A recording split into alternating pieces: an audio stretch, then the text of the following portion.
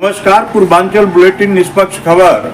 अब तक उत्तर प्रदेश के महाराजगंज जनपद के नौतनवा तहसील के ग्राम पंचायत करेलिया के टोला अमवा में आज हम उपस्थित हैं। यहाँ पर दिनेश रामनयन शुक्ल के द्वारा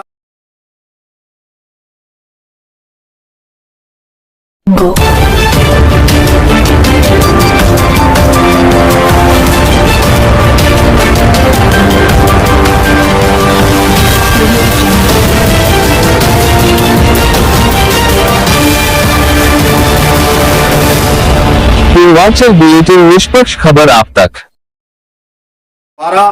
श्रीमद् भागवत कथा का आयोजन कराया जा रहा है। इस कथा में दिनेश रामनयन शुक्ल जी के द्वारा जहां बढ़ चढ़कर हिस्सा लिया जा रहा है, वहीं गांव के तमाम श्रद्धालु, क्षेत्र के तमाम श्रद्धालु श्रीमद् भागवत कथा में उपस्थित होकर भगवान के कथा का रसपान कर रहे हैं। इस कथा के वाचक व्यास वृंदावन से श्री श्याम जी उपाध्याय जी हैं। आज आइए हम जानना चाहते हैं, जो कथा के व्यास वाचक हैं, गद्दी के व्यास हैं, वाचक हैं, देश के तमाम प्रदेशों में आपके द्वारा बताया जा रहा है कि हमने कथा किया है और सफल कथा रहा है, तमाम श्रद्धालु जुटते हैं। आइए हम इनसे जानना चाहते हैं कि मानव जीवन के लिए सबसे साधारण कथा क्या है, जिससे मानव जीवन का भवसागर पार हो सके आसानी से। सबसे साधारण कथा पर हम बात करते हैं व्यास जी से, कथा वाचक जी से। सबसे पहले सभी दर्शकों को सादर जय सिया राम, राधे राधे। जैसे कि आपने निवेदन किया, प्रश्न किया कि मनुष्य जीवन का सबसे साधारण उपाय क्या है जिससे कि भवसागर से बेड़ा पार हो जाए। तो मनुष्य जीवन का परम चरम धर्म है भगवत भक्ति। और भगवत भक्ति कब प्राप्त होगी? जब भगवान के विषय में हम जानेंगे जब जानेंगे ही नहीं तो उनसे परिचय कैसे होगा, उनसे संबंध कैसे होगा। तो उनको जानने के लिए सबसे पहले है भक्ति का जो प्रथम सोपान है। 9 प्रकार की 9धा भक्ति। हमारे बगल में शास्त्री जी भी विराजमान हैं, भागवत के अच्छे मर्मज्ञ हैं, पंडित श्री भृगुभूषण ओझा जी। तो भक्ति का जो 9 सोपान है, श्रवणम, कीर्तनम, विष्णु स्मरणम, पाद सेवनम, अर्चनम, वंदनम, दास्यम, सख्यम, आत्मनिवेदनम। उसमें जो सबसे पहला सोपान है वो श्रवण भक्ति। जब तक हम श्रवण नहीं करेंगे, उनके विषय में जानेंगे नहीं, उनको पहचानेंगे नहीं ठीक से, तब तक उनके प्रति श्रद्धा जागृत होगी नहीं। हमारे बीच में बहुत बड़े व्यक्तित्व आकर के बैठ जाए, जब तक उनको जानेंगे नहीं तब तक उनको नमस्कार तक भी नहीं करेंगे, राधे राधे भी नहीं बोलेंगे। ठीक उसी प्रकार से परमात्मा से संबंध जोड़ने के लिए, भक्ति करने के लिए उनको जानना पड़ता है, तब जाकर के उनके चरणों में रति, प्रीति जागृत होती है। प्रीति जब प्रेम हो जाता है तो फिर उनको याद करने की आवश्यकता नहीं पड़ती है, उनकी याद भी ऑटोमेटिक स्वतः आने लगती है। और ठाकुर जी का याद आना ही भगवत भक्ति है। और भगवान का नाम स्मरण करना, उनकी याद करना, यही महाराज भगवान के चरणों में भक्ति जागृत कर लेना है। और जब भक्ति जागृत हो जाएगी तो महाराज भवसागर से बीड़ा पार होना बिल्कुल कंफर्म हो जाएगा। अच्छा, अब तक देश के लगभग कितने राज्यों में जी आप श्रीमद् भागवत कथा कह चुके हैं? लगभग अब शास्त्री जी कितने राज्य हो गए होंगे? लगभग 20-25 तो हो ही गए होंगे। अच्छा जी, मतलब 4-5 ही राज्य उधर बाकी होंगे, नहीं तो राजस्थान, छत्तीसगढ़, दिल्ली, हरियाणा, महाराष्ट्र, बिहार, उत्तर प्रदेश में तो चलता ही रहता है। इस प्रकार से प्रायः राज्यों में कथाएं होती रहती हैं। अच्छा, ज्यादा मानव समाज जी क्यों श्रीमद् भागवत कथा को ही जी सुनना पसंद करता है? संसार में सबसे बड़ा भय है मृत्यु का भय, कि कहीं मैं मर ना जाऊं। मरने से सब डरते हैं और मरना बिल्कुल निश्चित है। किसी कार्य में संदेह हो सकता है, ऐसा होगा कि नहीं, वैसा होगा कि नहीं, परंतु आप ये नहीं कह सकते हैं मरेंगे कि नहीं। मरना पड़ता है और मरने से सब डरते हैं। तो संसार का सबसे बड़ा भय मृत्यु का भय है। तो संसार भय नाशनम, संसार का जो सबसे बड़ा भय है मृत्यु का भय, इस भय से निर्भय कर देती है भागवत की कथा। 7 दिन भागवत सुनने के पश्चात परीक्षित स्वयं कह उठे, सिद्धोष्मी अनुग्रहीतोष्मी भवता करुणात्मा। गुरुदेव आपकी वाणी ने मुझे सिद्ध कर दिया, एक नहीं हजारों तक्षक आकर के मुझे स्पर्श करें, डर से मुझे परवाह नहीं है। यानी मृत्यु को मंगल महोत्सव बनाने वाला कोई ग्रंथ है वो श्रीमद् भागवत महापुराण ग्रंथ है, जिससे कि मृत्यु के भय से ये प्राणी मनुष्य निर्भय हो जाता है। इसलिए जो है श्रीमद् भागवत की कथा प्रायः समाज में प्रचलित है और कथाएं होती हैं। और ये भी एक मान्यता है कि कथा सुनने से जो है मुक्ति मिल जाती है, भागवत श्रवण करने से। ऐसे तो कथा तो मनुष्य जीवन की व्यथा को दूर करती है, वो चाहे भागवत कथा हो या श्री राम कथा हो या शिव महापुराण की कथा हो, परंतु भागवत कथा परीक्षित ने श्रवण करी थी, इसलिए समाज में जो है भागवत कथा का प्रचलन है। जी। एक चीज हमारे मन में बहुत दिन से चल रहा है जी, जैसे हनुमान जी लक्ष्मण के लिए संजीवनी बूटी लेकर के जा रहे थे, जी भाई भरत ने उनको जो है अयोध्या में उतार दिया जी, और सुसेन वैद्य ने एक उनको निश्चित समय दे दिया था कि इतने समय तक आप संजीवनी बूटी लेकर के आ नहीं जाएंगे जी। तो लक्ष्मण के प्राण जी। जा सकते हैं। बिल्कुल अगर उन परिस्थितियों में जी, किसी कारणवश जी अगर अयोध्या में जी, हनुमान जी संजीवनी बूटी लेकर के रुक गए होते जी। तो क्या ऐसे में जी। जो प्रभु श्री राम के जी पैर में जी, पड़े हुए थे, क्या उनकी मृत्यु हो सकती थी संजीवनी बूटी के अभाव में? सबसे पहली बात तो समझने की ये है, श्री लक्ष्मण जी शेषावतार हैं और शेष का कोई बाल बांका नहीं कर सकता। मेघनाथ को ये वरदान मिला था कि जो 14 वर्ष तक जागृत रहेगा यानी सोएगा नहीं, वही उसका वध कर सकता है। तो 14 वर्ष की अवधि पूरी हो गई थी। उसके उपरांत अब लखनलाल जी को नींद आ रही थी, तो लखनलाल जी ने विचार किया कि मैं कहाँ सोऊं, यहाँ तो युद्ध चल रहा है, सोना भी ठीक नहीं है। तो ध्यान आया कि जटायु जी घायल हुए थे, तब प्रभु श्री राम ने अपने गोद में लिया था उन्हें, तो क्यों न मैं भी घायल हो जाऊं कि बड़े भैया के गोद में कुछ देर तक शयन कर सकूं। तो जानबूझ करके जो है अपने आप को घायल कर लिए ताकि कुछ क्षण जो है बड़े भैया प्रभु श्री राम के गोद में ये शयन कर सके। तो रो तो राम जी रहे थे, राम जी रो रहे थे और लखनलाल जी वहाँ सो रहे थे।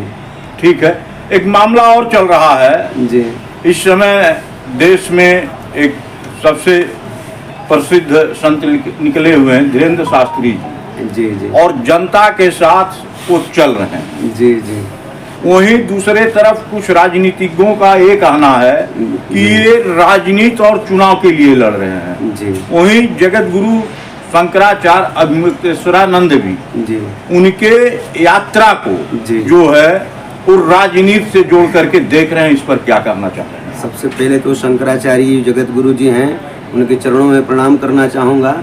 उनके जो वक्तव्य है उससे जो है हम सहमत हैं, परंतु जो शास्त्री जी धीरेन्द्र कृष्ण शास्त्री जी को यात्रा जो चल रही है, ये यात्रा कोई राजनीतिक यात्रा नहीं है। ये यात्रा जो है सनातन को एक करने की यात्रा है कि हम सनातनी एक हों। जब तक सनातन बिखरा हुआ है, टूटा हुआ है, तब तक जो है देश भी बिखरा है। ये देश भारत के नाम से जाना जाता है। सबसे पहले इसका नाम था ब्रह्मवर्तैक देश, जहाँ ब्रह्म उतर के आए। उसके उपरांत इसका नाम पड़ा आर्यावर्त, आर्य यानी श्रेष्ठ जनों का देश, भारत हिंदुस्तान। तो ये सनातनियों का देश है, ये हिंदुस्तान है। तो हिंदू हम एकत्रित हों, हमारे सनातन को बल मिले, हम अपनी संस्कृति को, अपनी सभ्यता को, अपने संस्कार को हम जागृत करें। हम आज समाज में संस्कार हम भूलते जा रहे हैं। हम किसी से पूछा जाए संस्कार कौन कौन से होते हैं वो भी नहीं पता। तो संस्कार जागृत कब होगा? जब हम अपने संस्कृति का हमें बोध होगा, तब संस्कार जागृत होगा। संस्कार जागृत होगा तो हम सुदृढ़ होंगे, मजबूत होंगे, सनातन को बल मिलेगा। और जीवन का जो मूल उद्देश्य है, हमारा राष्ट्र मजबूत होगा, हमारा देश मजबूत होगा। राष्ट्र का जो मंगल करे वही तो प्रभु श्री राम है। राम शब्द का एक ये भी अर्थ है, राज से राष्ट्र, म से मंगल। जो राष्ट्र का मंगल करे वो राम है। और हम राम जी के राम जी हमारे आदर्श हैं, उनके पीछे हम हैं। तो हम सनातनियों को एक होने की, एकजुट होने की आवश्यकता है। और ये यात्रा जो है जोड़ने की यात्रा है, यात्रा तोड़ने की यात्रा नहीं है। तो इसके लिए धीरेन्द्र कृष्ण शास्त्री जी के साथ में हम सभी सनातनी हैं, हम सभी कथावाचक हैं और उनका जो है हम सपोर्ट करते हैं, क्योंकि सनातन को बल मिले, सनातन को राष्ट्र को बल मिले, उसमें हमारा हित है, देश का हित है। हमारे प्रदेश के मुख्यमंत्री योगी आदित्यनाथ जी का एक नारा चल रहा है जिसपे तमाम परीक्षण हो रहा है, तमाम कटाक्ष भी हो रहा है जी। और कुछ लोग उस नारा को लेकर के महाराष्ट्र चुनाव को भी देख रहे हैं। जी जी। उनका एक आना है बटोगे तो कटोगे, तो इस पर क्या राय है आपका? सबसे पहली बात तो ये अभी मैंने निवेदन किया था कि त्रेता में भी राष्ट्र में अमंगल हो रहा था पर राज्य में मंगल हो रहा था। राज्य महल में मंगल हो रहा था परंतु राष्ट्र में अमंगल हो रहा था। रावण, कुंभकर्ण इत्यादि जो राक्षस थे अमंगल कर रहे थे। तो उस समय एक संत को चिंता हुई, गांधी तनय मन चिंता व्यापी, हरि बिनु मरहि न निशाचर पापी। तो उस समय भी एक संत को चिंता हुई कि राष्ट्र का अमंगल कैसे दूर होगा। और इस समय भी एक संत ही चिंता कर रहे हैं, एक नहीं, इस समय दो संत चिंता कर रहे हैं कि राष्ट्र का अमंगल किस प्रकार से कैसे दूर होगा। और रही बात, आपने प्रश्न किया बटोगे तो कटोगे, तो जब तक हम बिखरे रहेंगे, अलग रहेंगे तो कमजोर रहेंगे और एकजुट रहेंगे तो मजबूत रहेंगे।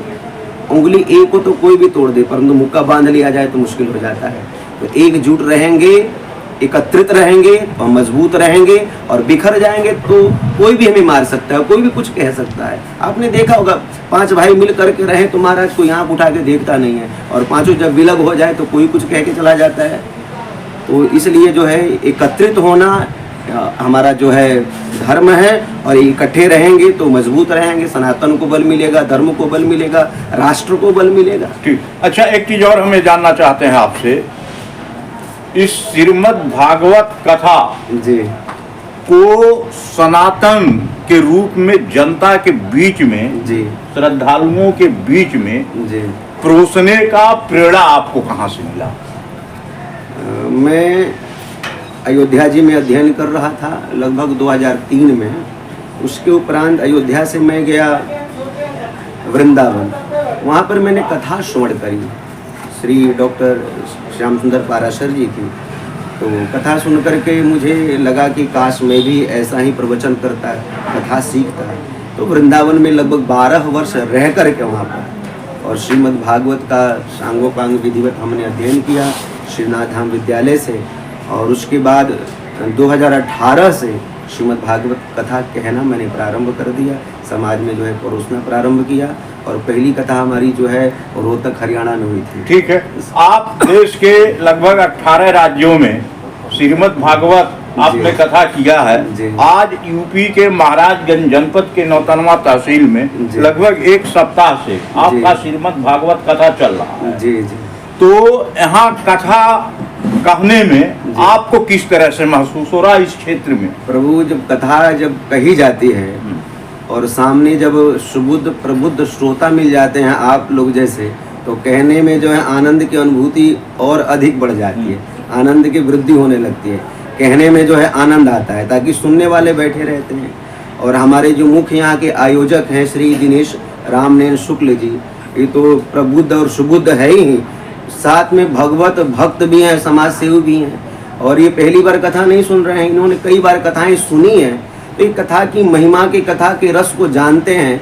तो मैं तो उन्हीं को देख करके पूरी कथा सुना देता हूँ। बाकी उनके साथ में जितने सहयोगी हैं ये भी सारे जो है रसिक और भावुक श्रोता हैं, सारे प्रबुद्ध श्रोता हैं। और यहाँ आकर के पता ही नहीं चला कि 7 दिन किस प्रकार से व्यतीत हो गए। मुझे तो लग रहा है कि मैं कल ही आया हूँ। जब मानव जीवन के कल्याण के लिए जी जी कोई ऐसा साधारण भजन है जो 2 लाइन में मानव गुनगुना दें और उनको उससे मुक्ति मिल जाए। जैसे किसी आदमी को समय नहीं, खेत जोत रहा, उसको समय नहीं मिल पा रहा और नहीं हो पा रहा है, तो ऐसे में कौन सा व्यवस्था है सनातन धर्म में कि जो आदमी अपना कार्य करते वक्त जी जी भगवान का नाम ले और उसको जो है जी मुक्ति मिले और भगवान की कृपा उस पर बनी रहे? सबसे पहली बात यह है कि हम संसार में रह रहे हैं तो संसार के व्यवहार का निर्वाहन करना हमारा धर्म है। संसार में यदि रह रहे हैं तो संसार के व्यवहार का निर्वाहन करना ही पड़ेगा, परंतु जो हम कार्य कर रहे हैं इस कार्य को परमात्मा की तरफ मोड़ देंगे तो फिर मुक्ति में संदेह नहीं रह जाएगा। जैसे कि उदाहरण के लिए घर में सब लोग भोजन बनाते हैं तो मन में ये भाव आए कि भोजन नहीं, हम भगवान का भोग बना रहे हैं, और भोजन प्रसाद जब बन जाए तो थाली सजा करके गोविंद के भगवान के सामने भोग लगाइए और उस प्रसाद को पूरे भोजन प्रसाद में मिला दीजिए और पूरे परिवार प्रेम से पाइए। जितना समय आपने भोजन बनाया है उतना समय भगवान का भजन बन गया, भगवान की भक्ति बन गई। यानी जो भी कार्य आप कर रहे हैं ये अपने लिए नहीं, परमात्मा को जब समर्पण हो जाएगा तो भगवान की भगवत भक्ति बन जाएगी, और जब भक्ति बन जाएगी तो मुक्ति तो स्वाभाविक है ही, मुक्ति तो प्राप्त हो ही जाएगी।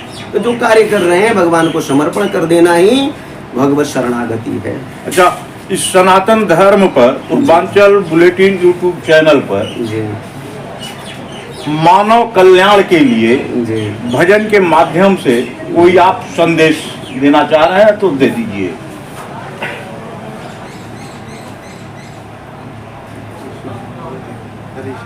देखिए, भजन के लिए भगवान का नाम ही सर्वोपरि है। किसी प्रकार से लिया हुआ भगवान का नाम भाए कुभाए अनख आलसहूँ नाम जपत मंगल दिशि दसहूँ। किसी भी प्रकार से लिया हुआ भगवान नाम जीव का कल्याण करता है, दसों दिशाओं का मंगल ही करता है।